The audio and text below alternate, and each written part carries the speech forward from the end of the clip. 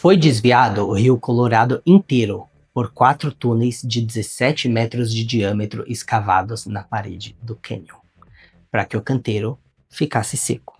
A obra foi entregue 2 anos antes do prazo. A Hoover tem capacidade instalada de cerca de 2.000 megawatts. Itaipu tem 14.000, 7 vezes mais.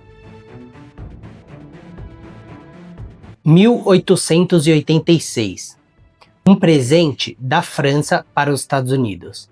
Mas a engenharia por trás dela não tem nada de simbólico.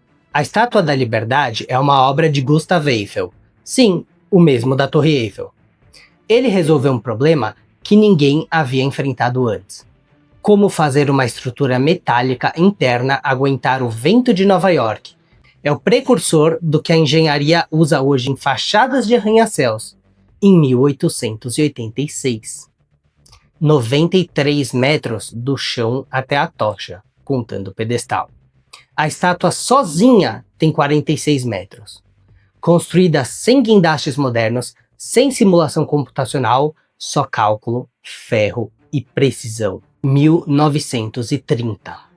Os Estados Unidos estão no meio da Grande Depressão e um consórcio decide construir o maior arranha-céu do mundo. 102 andares. A construtora Starrett Brothers Yakin ergueu 4 andares e meio por semana. O prazo exigido era 18 meses. A obra foi entregue em 410 dias, antes do prazo, e ficou como o maior edifício do mundo por aproximadamente 40 anos. O paralelo com o Brasil é direto. O Altino Arantes, o Banespa, foi inaugurado em São Paulo em 47, inspirado explicitamente no Empire State. Com 161 metros, foi o edifício mais alto do mundo, fora dos Estados Unidos, na época. Nova York fez isso em 31, São Paulo em 47. 1869. John Roebling projeta a maior ponte suspensa do mundo e morre antes de ver o primeiro tijolo assentado. O pé esmagado por uma balsa durante a vistoria do canteiro. Tétano, 17 dias. O filho, Washington Roebling, assume como engenheiro-chefe, fica incapacitado durante a obra e passa a dirigir a construção por telescópio de seu apartamento. Quem assume a supervisão presencial é a esposa dele, Emily, mesmo impedida pela época de frequentar uma faculdade de engenharia. Ela dominou de forma autodidata o cálculo estrutural e a especificação de cabos. Ficou 11 anos no canteiro, tornando-se a primeira mulher a liderar uma obra desse tamanho. Primeira ponte do mundo a usar cabo de aço galvanizado. 4 cabos, cada um com mais de 5.000 fios de aço. 14 anos de obra. Inaugurada em 1883, ainda está de pé. O Golden Gate foi um feito surpreendente para a época. Correntes marítimas violentas, ventos constantes, névoa densa e 113 metros de profundidade no centro do canal. Joseph Strauss começa a obra e toma uma decisão que vai definir o destino da ponte, a cor. A Marinha Americana queria preto e amarelo. Strauss escolheu laranja. Não foi por estética. A cor contrasta com a névoa e é visível em qualquer condição climática. Ela não reflete a luz do sol para os navegadores. A engenharia está até na escolha das cores. 2 cabos principais, cada um com 92 centímetros de diâmetro. Dentro de cada cabo, 27.572 fios individuais de aço. Juntos esses fios, somam 128.000 quilômetros, o suficiente para dar 3 voltas na Terra. Instalou uma rede sob toda a extensão da ponte. A rede salvou 19 homens. O Halfway to Hell Club. Mesmo assim, 11 acidentes fatais nos 4 anos de obra. Mas sem a rede, seriam 30. O paralelo com o Brasil não é força de expressão. A ponte estaiada Otávio Frias de Oliveira, em São Paulo, a ponte estaiada, é a única ponte do mundo com 2 pistas em curvas conectadas em um único mastro. E não foi estética, foi necessidade. Não havia espaço nas margens do Rio Pinheiros para os dois mastros separados. A limitação virou inovação. E tem um dado no final desse episódio que vai mudar a forma como você enxerga a engenharia brasileira. Fica até lá. A San Francisco Bay Bridge abriu 6 meses antes da Golden Gate. Menos famosa, mas tecnicamente mais complexa. São 13 quilômetros ligando São Francisco a Oakland. Mas não é uma ponte, são duas. Uma ponte suspensa no trecho oeste e uma ponte treliçada em balanço no trecho leste, conectadas por um túnel dentro da ilha Yerba Buena, com 23 metros de largura e 18 metros de altura. Esse túnel ainda é o maior túnel de transporte do mundo em seção transversal. Um dos pilares tem sua fundação apoiada a 73 metros abaixo do nível d'água, o mais profundo já executado por uma ponte até aquele momento. Hoje, passam 260 mil veículos por dia, mais que o dobro da Golden Gate. A ponte, que ninguém fotografa, move muito mais gente do que a ponte mais fotografada do mundo. E antes de continuar, tem uma obra nesse episódio que eu deixei por último de propósito. Não é a maior, não é a mais cara, mas é a que mais me surpreendeu quando eu fui pesquisar. Você vai entender no final. Chicago, 1890.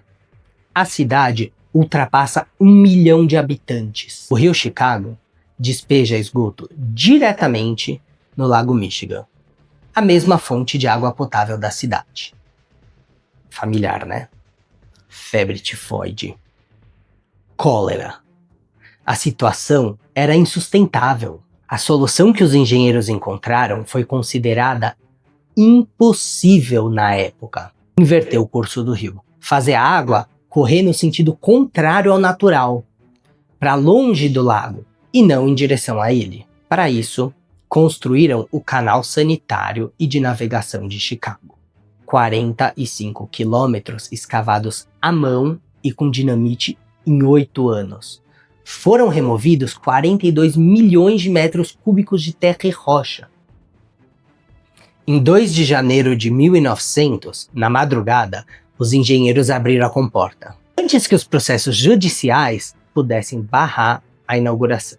O rio mudou de direção. Chicago havia feito o que a natureza nunca faria sozinha. E aqui começa o paralelo com o Brasil. E não é um paralelo confortável. São Paulo fez a mesma coisa com o Rio Pinheiros. O engenheiro americano Asa Billings, contratado pela Light, projetou a inversão de curso do rio, bombeando água morro acima, 25 metros de desnível, para alimentar a represa Billings e gerar energia para a cidade. Foram construídas 2 usinas elevatórias, Pedreira e Traição.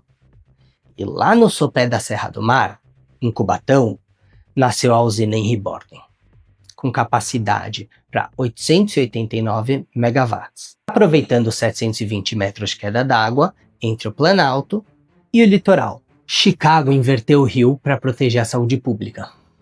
São Paulo inverteu o rio para gerar energia. Os dois funcionaram, mas desde 1992, por lei estadual, o bombeamento do Pinheiros para Billings só é permitido em emergências de enchente, porque as águas poluídas estavam contaminando o reservatório. A Henry Borden hoje opera com cerca de 25% da capacidade instalada, e o Rio Pinheiros virou uma sequência de lagoas. Com pouca declividade e sem fluxo contínuo, a água se move tão lentamente que, na prática, o rio parou. Quem passa pela marginal todo dia está olhando para isso. O Mount Rushmore, ele começou como uma ideia de marketing turístico de um historiador estadual de Dakota do Sul que queria atrair visitantes. O escultor Gutzon Borglum transformou a ideia em outra coisa: 4 rostos presidenciais esculpidos em granito, cada um com 18 metros de altura. O problema? Granito não se esculpe com uma retalhadeira.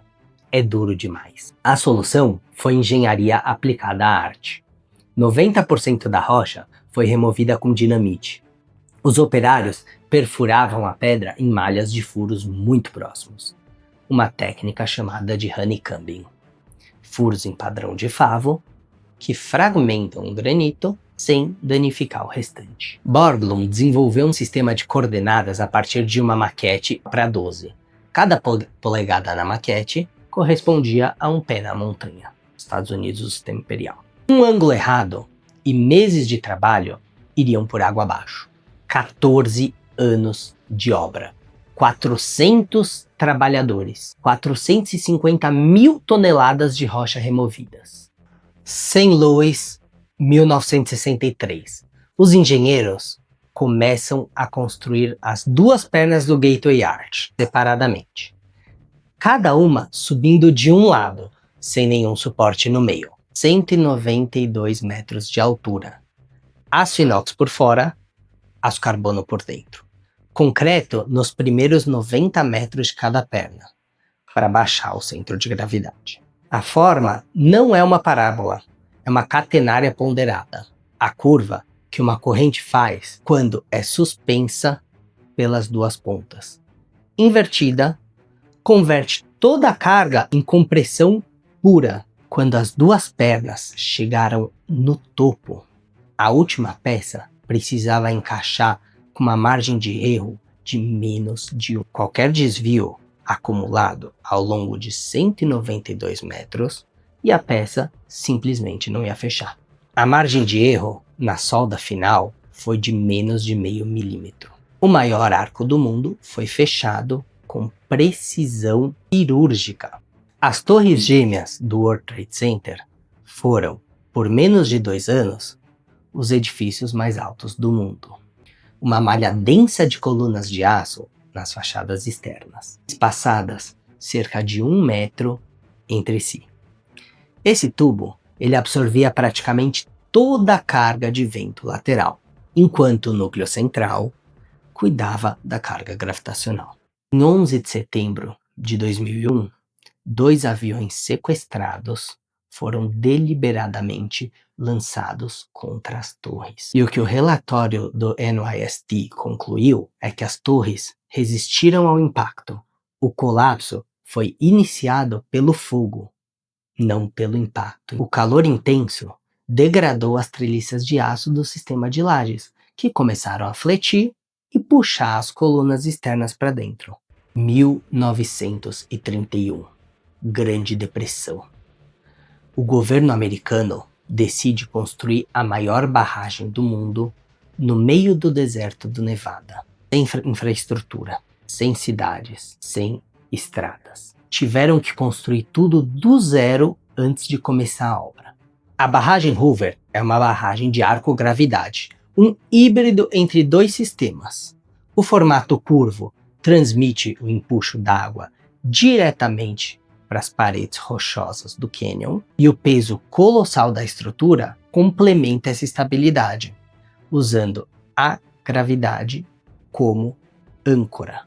O problema central era o concreto. 3,4 milhões de metros cúbicos não podem ser concretados de uma vez. O calor da reação ia rachar tudo. 215 blocos resfriados por tubulações internas, abastecidas por uma fábrica de gelo dentro do próprio canteiro. Foi desviado o Rio Colorado inteiro por 4 túneis de 17 metros de diâmetro escavados na parede do cânion, para que o canteiro ficasse seco.